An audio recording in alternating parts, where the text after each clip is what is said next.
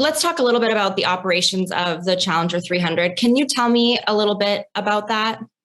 Well, it's an easy aircraft to come in and pre-flight, for instance.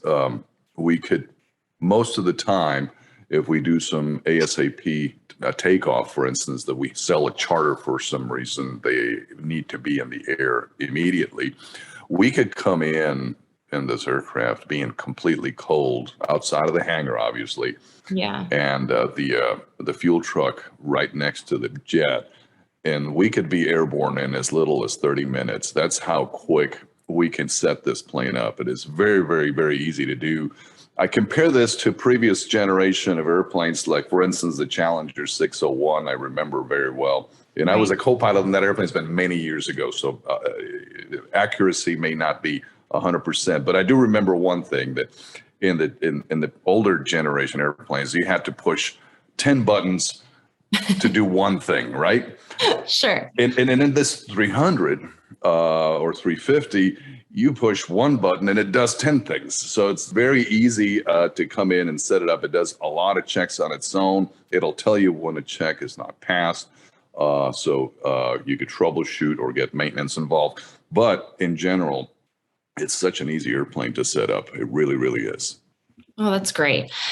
So we talked a little bit about flight lengths, and you'd mentioned the longest flight you'd been on flown was almost 8 hours. And then you kind of mentioned fuel. What does the fuel in the Challenger 300 burn like?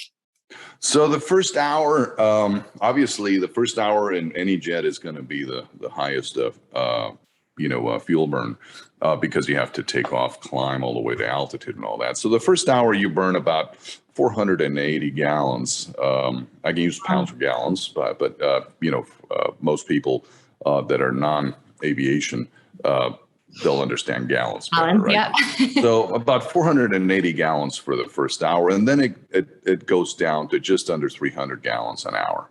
Okay. And lastly, on the operations front, are there any special skills that are needed or required to fly the Challenger 300 specifically? Not any special, or not any other skills of any other jet. You do have to go to training, obviously. The initial training event that you go through prior to your very first flight on the airplane is about 3 weeks long, and you do that at a simulator. There are 2 providers in the U.S. that do that, and there's one in Canada as well. And it's called a type rating, which most airplanes, most jets that you'll see will require a type rating. I think, well, all of them actually do require a type rating because it's a turbine-powered aircraft. And that's pretty much it. Every 6 months, I go to training to the simulator. It's a week-long training event, and that keeps us proficient and qualified. Sure.